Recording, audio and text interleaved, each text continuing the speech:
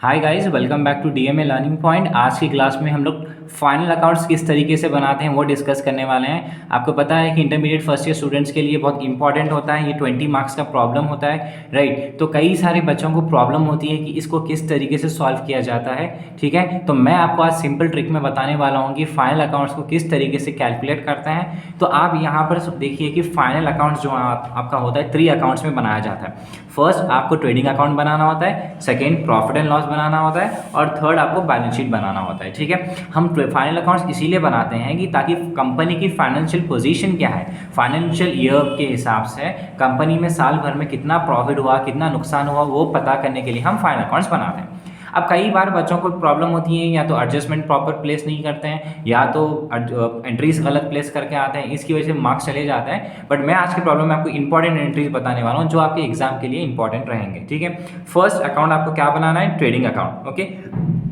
Trading account में आपको entries बहुत ईजी आते हैं, कॉम्प्लेक्स नहीं आते हैं, ठीक है। तो फॉर्मेट देखो ट्रेडिंग अकाउंट का, particulars amount amount particulars amount amount, ठीक है। ये डेबिट साइड है और ये क्रेडिट साइड है। अब डेबिट साइड आपको आएगा opening stock, okay. Debit side क्या आएगा, opening stock, to opening stock. पहले आप यहाँ से स्टार्ट करेंगे, ठीक है। देन उसके बाद देखेंगे परचेजेस, परचेज को परचेज रिटर्न से माइनस करेंगे, ये आंसर आएगा। अगर खाली परचेज देगा तो आप डायरेक्टली आउटवर्ड कॉलम में लिख लेना है। नेक्स्ट वेजेस, कंपलसरी वेजेस आएगा guys, okay. To carriage, to gas and coal, to freight, to factory rent amount, okay. तो आप यहाँ पर नोटिस करें होंगे कि ट्रेडिंग अकाउंट में ये पूरी चीज़ें क्या है, ये पूरी चीज़ें आपके फैक्ट्री से रिलेटेड एक्सपेंसेस हैं। तो ये सारे फैक्ट्री से रिलेटेड एक्सपेंसेस ट्रेडिंग अकाउंट में रिकॉर्ड किए जाते हैं। और अब आप क्रेडिट साइड पे देखो कि एंट्रीज बहुत कम होते हैं, सेल्स रिटर्न्स और क्लोजिंग स्टॉक, ये 3 एंट्रीज होते हैं। तो आपको ये टोटल से ये टोटल माइनस करना है। तो आपको मैक्सिमम 80% चांसेस तो ग्रॉस प्रॉफिट के होते हैं, तो आप माइनस करके लिखेंगे। डेबिट साइड अगर टोटल ज़्यादा रहा, ओके, अगर डेबिट साइड टोटल ज़्यादा रहा, क्रेडिट साइड टोटल कम रहा तो ग्रॉस लॉस आता। बट मोस्टली 80% चांसेस तो ग्रॉस प्रॉफिट के हैं। क्रेडिट साइड टोटल ज़्यादा रहेगा और डेबिट साइड टोटल कम रहेगा। तो डेबिट के टोटल को क्रेडिट के टोटल से माइनस करेंगे तो आपको आएगा ग्रॉस प्रॉफिट, ठीक है। अब यही ग्रॉस प्रॉफिट जब आप सेकेंड अकाउंट बनाएंगे, सेकेंड अकाउंट कौन सा है आपका, प्रॉफिट एंड लॉस। तो ये सेकेंड अकाउंट जब बनाएंगे आप, ग्रॉस प्रॉफिट को आप यहाँ पर कैरी डाउन करेंगे क्रेडिट साइड, कौन से अकाउंट में, प्रॉफिट एंड लॉस अकाउंट के क्रेडिट साइड आप यहाँ पे कैरी डाउन करेंगे, ठीक है। और क्रेडिट साइड पे इंटरेस्ट बहुत कम आते हैं गाइज। यहाँ पर भी कोई भी रिसीव दे दिया, ओके, कोई भी रिसीव, जैसे कि डेबिट बैलेंस क्रेडिट बैलेंसेस दिया, तो क्रेडिट बैलेंस में कमीशन रिसीव या डिस्काउंट रिसीव देगा तो आप यहाँ पर अमाउंट लिख लेना है, ठीक है। बहुत कम एंट्रीज आते हैं। बट यहाँ पर डेबिट साइड देखो, आपके पूरे एक्सपेंसेस, जितने भी एक्सपेंसेस हैं आपके, सैलरीज है, रेंट एंड टैक्सेस है, इंश्योरेंस है, बैड डेब्ट्स है, प्रिंटिंग एंड स्टेशनरी है, जनरल एक्सपेंसेस है, ऑडिट चार्जेस है, एडवर्टाइजमेंट एक्सपेंसेस है, डिस्काउंट है, पोस्टेज है और डेप्रीसिएशन, ये तो आपको एडजस्टमेंट में लेना है, ठीक है। एडजस्टमेंट से आपको कंसिडर करना है। देन आप क्रेडिट के टोटल को डेबिट के टोटल से माइनस करेंगे तो आपको आएगा नेट प्रॉफिट। लॉस आया तो आपको क्रेडिट साइड लिखना है, तो ये भी 80% चांसेस आपके नेट प्रॉफिट के ही है, ठीक है। फिर लास्ट आपको रहेगा बैलेंस शीट। बैलेंस शीट सबसे ज़्यादा इंपॉर्टेंट होती है गाइस, आपको यहाँ पे टैली करना होता है। तो बैलेंस शीट का फॉर्मेट रहेगा liabilities amount amount, assets amount amount, ठीक है। लाइबिलिटीज आप कभी भी याद रखो आपको क्रेडिट बैलेंसेस में मिल जाते हैं, ओके। लाइबिलिटीज आपको कहाँ मिलेंगे, क्रेडिट बैलेंसेस में मिलेंगे। कभी भी लाइबिलिटीज को आप क्या करना है, कैपिटल से स्टार्ट करना है, ठीक है। कैपिटल लिखकर यहाँ पर जो नेट प्रॉफिट आया है हमको ऐड करना है, नेट लॉस आया तो माइनस करना है, ठीक है। Capital plus net profit amount, ठीक है। फिर अगर बहुत रेयर केसेस पे ड्राइंग्स है तो अगर आपको ड्राइंग्स दिया तो उसको माइनस करना है, ठीक है। यहाँ पर अमाउंट आएगा। फिर bank loan, bank overdraft, bills payable, creditors और आउटस्टैंडिंग, जो भी आपको एडजस्टमेंट में आउटस्टैंडिंग देगा वो यहाँ पर लिख लेंगे, ठीक है। देन आप असेट्स के कॉलम में आएंगे, जो आपके सालों साल जो चीज़ चलती है उसको हम असेट्स बोलते हैं। लाइबिलिटीज मतलब पेमेंट्स को बोलते हैं। अब cash in hand, cash at bank, directly cash और बैंक भी दिया तो आपका असेट ही होगा। बिल्डिंग है, लैंड है, फर्नीचर है, इन्वेस्टमेंट है, प्लांट है, मशीनरी है, लूज टूल्स है, पेटेंट्स है, डेप्टार्स है, क्लोजिंग स्टॉक है, प्रीपेड है, ये सारी चीज़ें आपके असेट्स में रिकॉर्ड होने वाले हैं, ठीक है। ये आपके फॉर्मेट के इंपॉर्टेंट एंट्रीज हैं गाइस। मैं यूज़ पे आपको स्क्रीनशॉट भी आप लेके प्रैक्टिस कर सकते हैं, बिकॉज ये गन शॉट एंट्रीज हैं। अभी मैं आपको एडजस्टमेंट किस तरीके से सॉल्व करते हैं वो बताने वाला हूँ, ठीक है।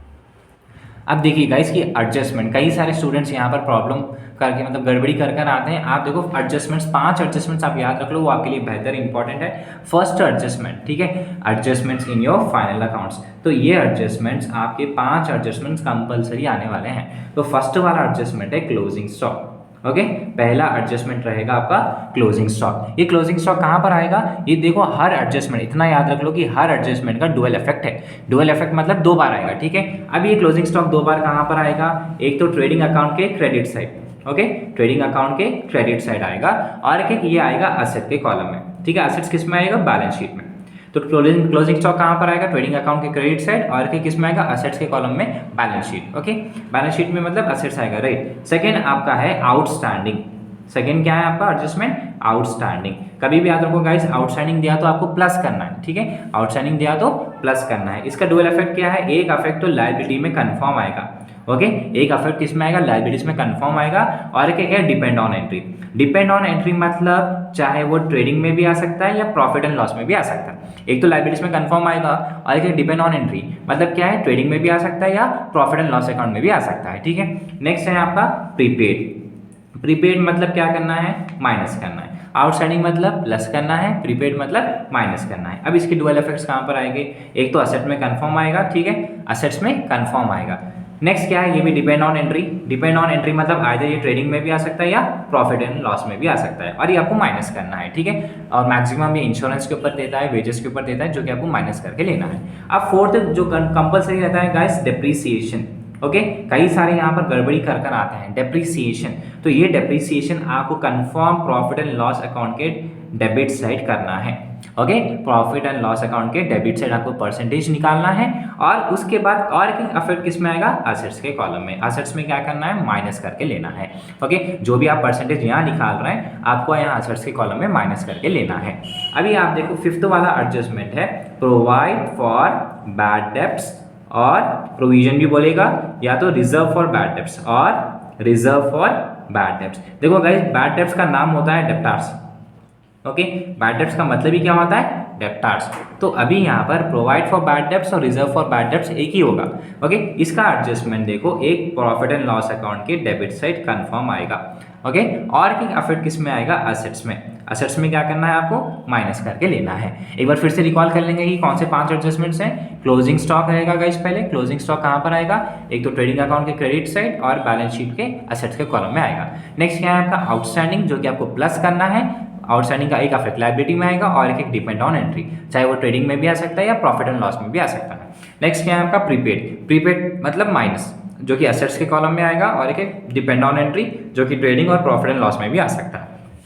नेक्स्ट डेप्रिसिएशन कंफर्म आएगा। डेप्रिसिएशन कहाँ का आएगा, प्रॉफिट एंड लॉस अकाउंट के डेबिट साइड आएगा और असेट्स के कॉलम में आएगा, जो कि माइनस करके लेना है। अब फिफ्थ वाला हो गया प्रोवाइड फॉर बैड डेब्ट्स और रिजर्व फॉर बैड डेब्ट्स, एक ही होगा। पीएनएल अकाउंट के डेबिट साइड आएगा और असेट्स में आपको माइनस करके लेना है, ठीक है। आप ये वीडियो अच्छे से ध्यान से देखिए गाइस, बिकॉज इसमें आपको trading account, profit and loss account और बैलेंस शीट के इंपॉर्टेंट एंट्रीज हैं। उसके बाद आप एडजस्टमेंट में आ जाओ, एडजस्टमेंट्स को अच्छे से देख लो। फिर नेक्स्ट वीडियो में मैं आपको पार्ट 2 में आपको प्रॉब्लम्स करके बताने वाला हूँ कि प्रॉब्लम को आप किस तरीके से सॉल्व कर सकते हैं, ठीक है।